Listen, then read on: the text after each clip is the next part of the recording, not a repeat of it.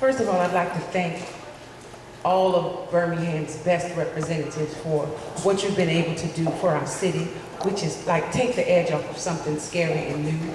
And the fact that you have given your time throughout the entire city, we appreciate it so much because we've been telling them, but you know, a prophet is not honored in its own home. So you need somebody from outside to come out. And so I really, really want to offer our thanks. You're here in my neighborhood, which is Central City. And the question that I have is a logistical one, but I think it's important. As I hear the civics lesson that is in action in the citizens' participation process as you do it, where there are votes for or against, or a statement that is made by the citizenry through voting and then transferred to the city council and the mayor's office. I'm interested in how that is resourced. There's always a problem of money.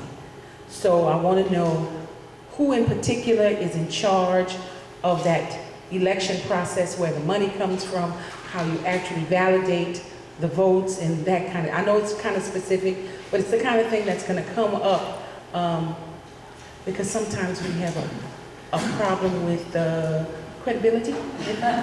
You know, we want to make sure that what we start off with as democratic and transparent a process as is possible. So if you'll help me there. In the past, as Mayor Kincaid indicated, our community development department ran the CRRs and the citizens participation program.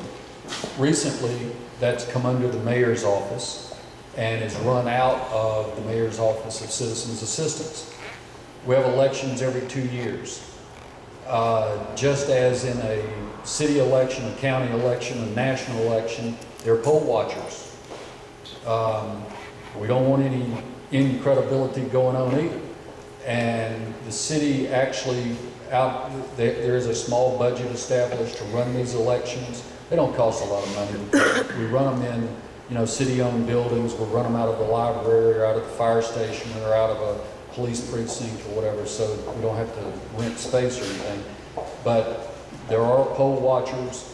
There are people there from the community, the CRRs, the community resource representatives are, back in the old days, there were enough to go around, but now there are only 6 of them, so they sort of bounce around between polling places, and we have our city elections for the neighborhood officers. Did that answer the question? Or?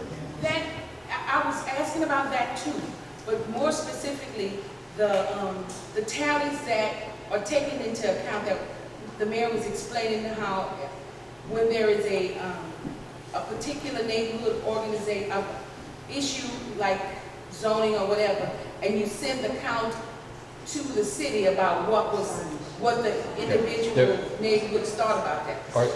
There's sign-up sheets at those meetings, and the secretary takes minutes. So if there's a zoning case before a particular neighborhood, those minutes are forwarded to the CRRs in City Hall under the mayor's office, and then at the council meeting, Councilor Abbott, for instance, is over our zoning committee for the city council.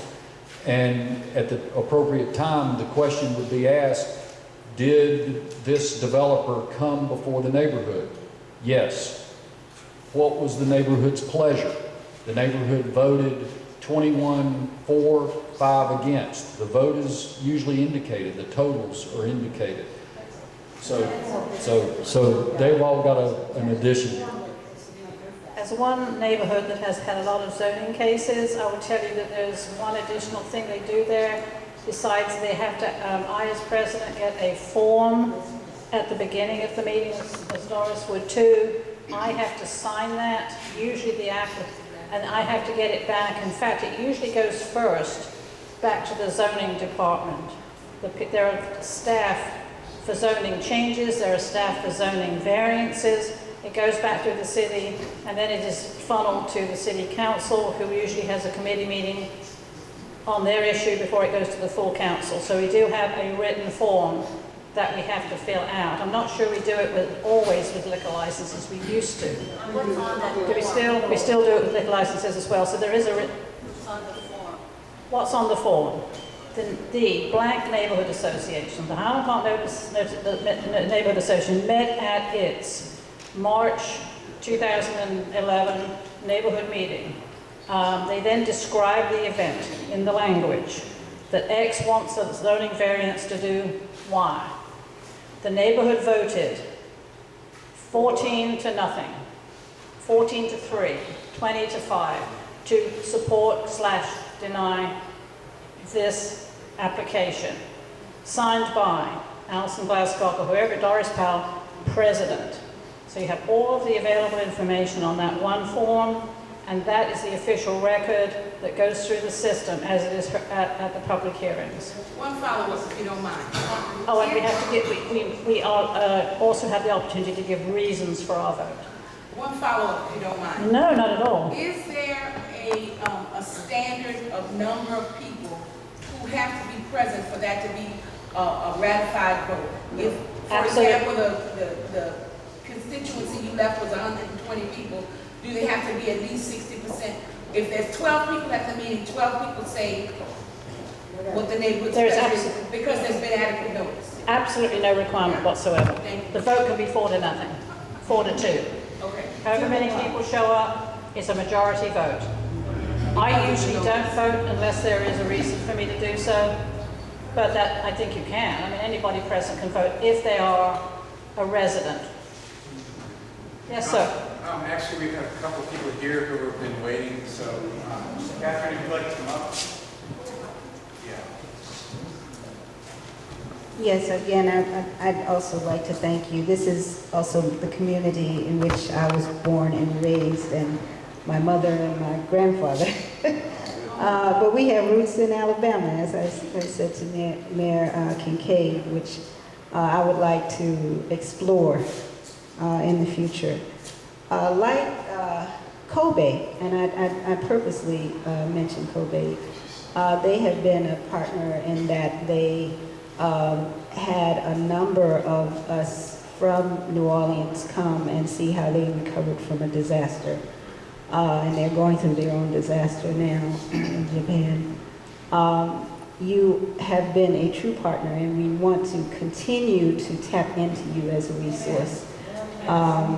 I've been the proponent of let's do a video conference so that we can use technology to keep connected to people who are experts such as you. So you'll be hearing from me. I have not been here earlier in the past days because I had death in the family, but please know that I am very interested in this and getting it right. You know, how many times we have to do it over to get it right, like you did, we're willing to go through that. I think you mentioned, Miss Powell mentioned, Doris, about a CPP in a transportation department. So we have this issue of how do we incorporate communities of interest, is what we've called it, in this whole process of decision making, because not everybody relates to neighborhood associations. They might relate to issues, and they find partners around those issues. So how do we incorporate folks that are interested in, let's say, youth enrichment or crime or education, who are not working at the neighborhood level but need to have a voice in this process? And the other question, I'm trying to narrow it down, the incentives for business engagement, because we've also struggled with that, where businesses have their own silos, and never the twain shall meet. And I like the idea of the three-legged stool, but one of the legs has to be business in order to cultivate, develop our communities.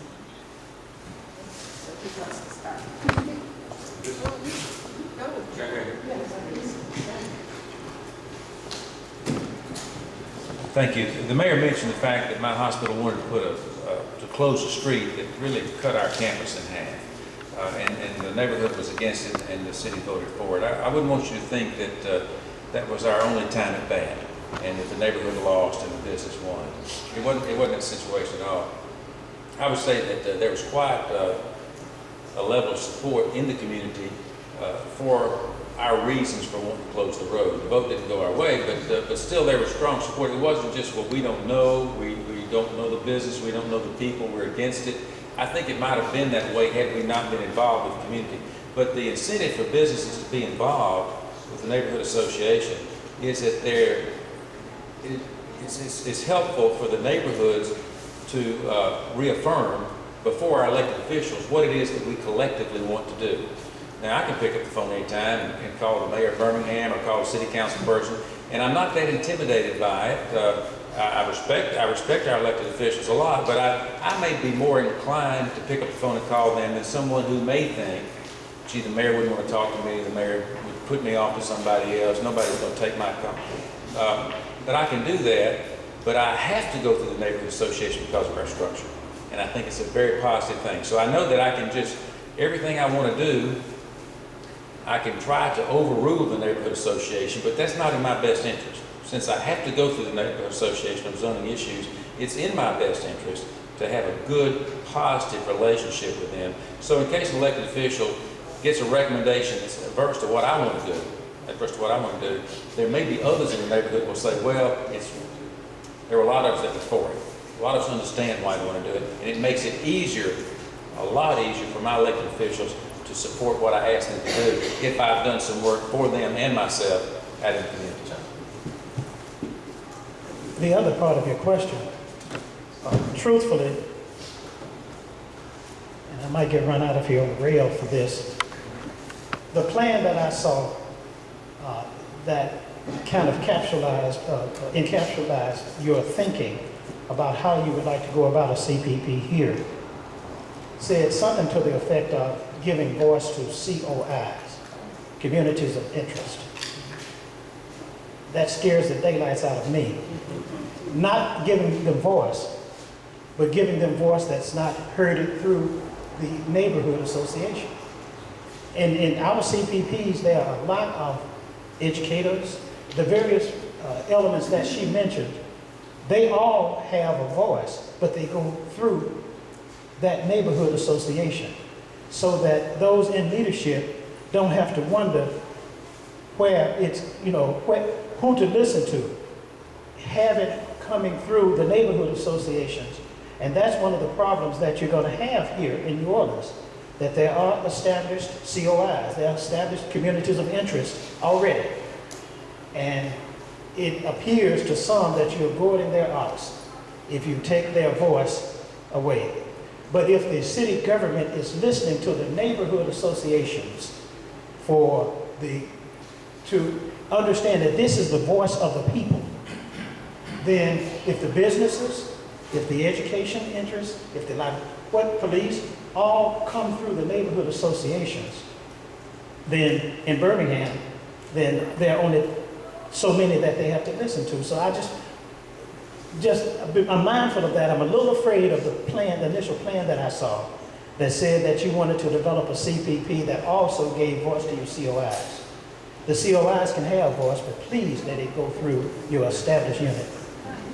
Can I make one very quick final point about the relationship with businesses? Because although we are not terribly friendly to some businesses, or rather I should say developers rather than businesses, I would encourage you, wherever you are, under whatever structure, to try and reach out to your business developers as much as possible. Try and establish a relationship. Help them to understand where you're coming from. Try to listen to where they're coming from and meet on some middle ground. We did that very successfully with a small restaurant in on it. They reached out to us first. We reached back. And I think as a consequence, they have had a huge success over the last 6 or 7 years because they are so well supported by the neighborhood. And I think there are many other ways that you can do that. Initially I had a mindset of, oh, developer, bad. Not necessarily. The good ones, and hopefully you can find those, will approach you. If not, then you need to be very proactive. Always be very proactive Try to find out who they are, if they're likely to come to you, and reach out to them as well. And I think you'll find that you'll do much better that way. I mean, you won't always win or be successful, but I think you've got a greater chance of being so. Now, can I just say, no one spoke to the CPP in each of the departments. Does that in fact exist in Birmingham? How does that work out? When you say each of the departments, do you... Laura spoke of CPP in transportation. Did I misunderstand? They don't have an official role as far as I know. Okay. Yes. Hi. My name is Catherine Prevost, and I'm the president of an organization in the Upper Ninth Ward called Bunny Friend Neighborhood Association. Bunny Friend Neighborhood Association. I understood that when you have voting for zoning or anything in your neighborhoods, it's only through the neighborhood association at your meetings.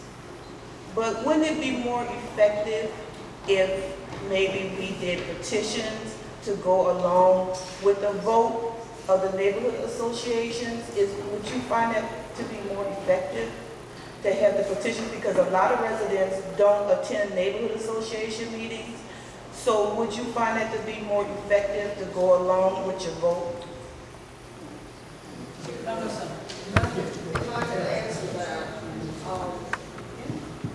What we have found as far as petition voting is concerned is oftentimes if someone knocks on your door and says, will you sign this petition, it's for something grand and wonderful, people don't even read what's written on it. They will sign anything. And we have found that people who have signed a petition will actually come to the city council meeting opposing the thing that they signed the petition for because the person who came to their door didn't give them exactly a very good rendition of what it was all about. When they got more information, they actually have come to us and said, I signed that petition, but I didn't know what I was doing. They told me it was for this and it was really for that. So we certainly accept people's petitions and we look at them, but you can't be sure with petitions that the people whose names are on there are real people. Sometimes we found we receive petitions where the same person has signed a whole bunch of different people's names and they weren't even smart enough to change their handwriting. So although petitions sound like a good idea, and when I was a neighborhood president, I used them too, being on the council now, we have found out that petitions are not all that we wish that they were, and sometimes people will misrepresent, or sometimes people just don't understand what they're signing. But I realize that there are people who have difficulty getting to meetings, but we have churches that will send their church buses around to pick up people who might be elderly and not drive or not even have a car. There are ways to get people to your meetings who normally wouldn't be able to get there, but the petition thing is just fraught with all kinds of problems, and so we don't put a lot of stock into petition. Well, in our neighborhood, what we're finding, we had to do that. In our neighborhood, we find that we've had to do that because a lot of residents cannot attend their working class people. And so when we do petitions, we explain exactly what it is before we even let them sign it. And so a lot of them that do sign it will call council and let them know that this is what they want. This is our right. We cannot attend neighborhood association meetings. So that's why I was asking, do any of you ever use the petition? And in a lot of our neighborhoods, the residents already know what is going on in the neighborhood, but their voice is not being heard. So they figure the petitions would be a better way of getting their voice heard. So that's why I was asking, do any of you use the petition? Which is that, like you've already heard me say, we have a lot of zoning cases.